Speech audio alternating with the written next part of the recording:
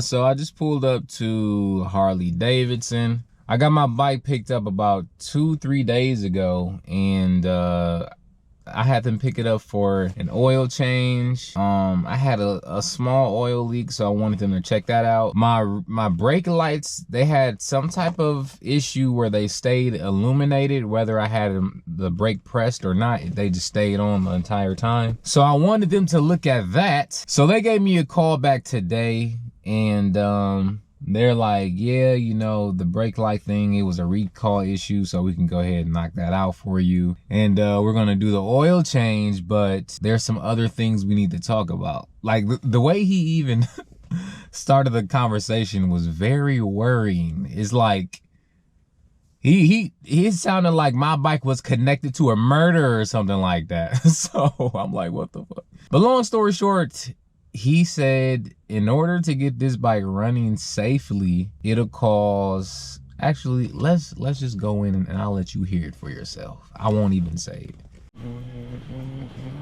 Drew, look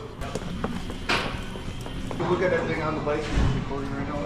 First thing we noticed when we took the saddlebag off, the rear shock's not even connected. Right. This is also a different shock from this side. This side has the OEM, and this is a different. The rear rotor is pretty well worn. The pads are, I mean, the pad, the actual brake pad element is gone. I mean, it is beyond metal and metal. The inner pistons are pushed out to the point where they're actually leaking brake fluid past them. That's kind of where this moisture is right here. It's just a lot of brake fluid because your master cylinder is almost empty. So that's most likely your brake light issue. We also noticed too, this is clocked incorrectly. This is typically, this right here should be angled forward. That's going to be a rear ABS sensor. Right. It has a rear ABS sensor, which I would recommend replacing with this tight bend. The front one is missing. So something we noticed, I don't have the list with me right now, so I apologize if I forget something. I know we also noticed that the O2 sensors are missing. When I did open up the, when I opened up Digital Technician, which is the software that allows us to get in, look for codes, update the bike, etc. It is throwing O2 codes. Sometimes, I know with that's from the sensors, right? I'm sorry? That's from the sensors, right? The sensors missing? Right, the sensor's missing. I know some tuning systems, or some tuners, will allow you to eliminate those. Not quite sure on the M8s, but typically those codes don't throw, or it doesn't throw those codes if it had that, if it was tuned that way. So definitely one thing we noticed.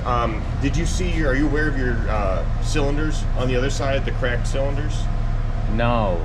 So that was kind of another thing we noticed. And while we're back here too, the rear tire is very low. It was at like 1/32, I believe. And the shock was digging into this bung on your swing arm. So that's definitely something I'm be concerned about. Obviously, the integrity of your swing arm is important. Did see too. Damn, I didn't see that. That's crazy. And then mild rear's definitely worse, but there is, I don't know if you can see that, but right here you do have damage on the front cylinder. Also, that's integrity on the cylinder. This is smashed in, and you do have a lot of fluid leaking. It looks like from your inner and outer primary. What else? This bracket too. If you want, we can also show you on another bike what it's supposed to look like, but this isn't supposed to be bent in. See how this is kind of at a pretty sharp angle? Right. This shouldn't be bent in. This should be sitting more at a 90-degree angle with this bump. Crash bar? I'm sorry? Oh yeah, the crash bar, this bolt, I don't know if you can see in there, but it's broken, snapped off. This bolt up here is missing, so this crash bar is only being held in by the one bolt on the right side. And then up here, also notice that you're missing your ABS sensor, and it doesn't look like this is lined up correctly, because if you look in, let me kind of get in your way, I just want to make sure, if you look at the caliper right there, you can actually see it's rubbing on this rotor. Obviously, anytime with brakes We don't like to mess around. I mean, if the integrity of the caliper is compromised, and that's something you want to replace.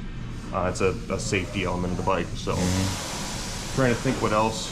You're missing a blinker bolt here. Right. It holds this whole fairing and everything together. The bolt's missing. Is the frame good? From what we can see, yes, the frame does look fine. That's what I thought y'all was gonna say. Well, I need a rear swing arm.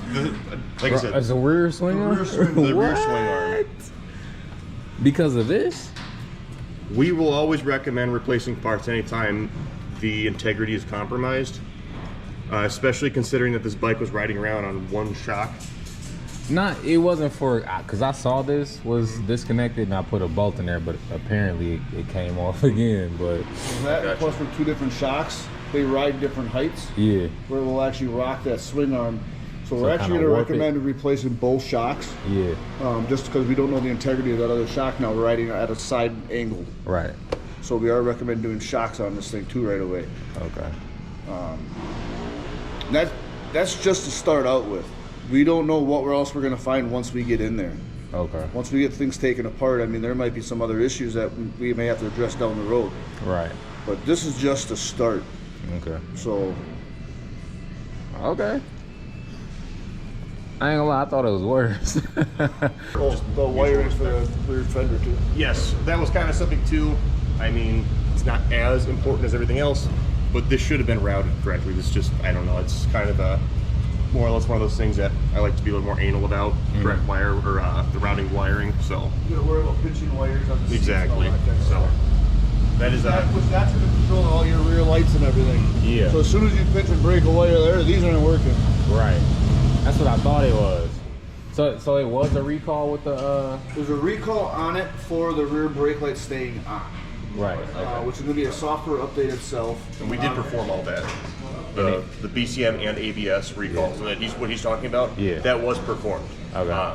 And that is a safety recall, so that was taken care of. Cool. Having said that, like I said, your rear caliper is leaking fluid out of the inner pistons.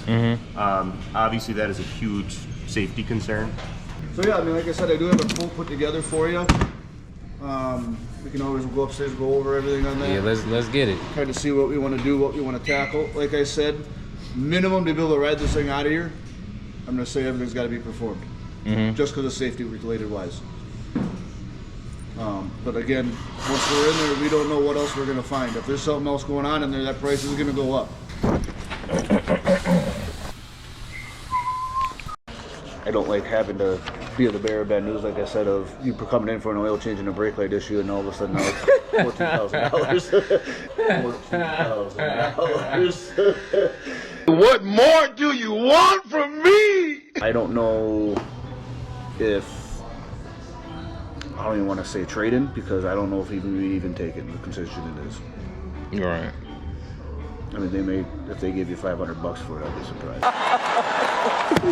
Oh, wow!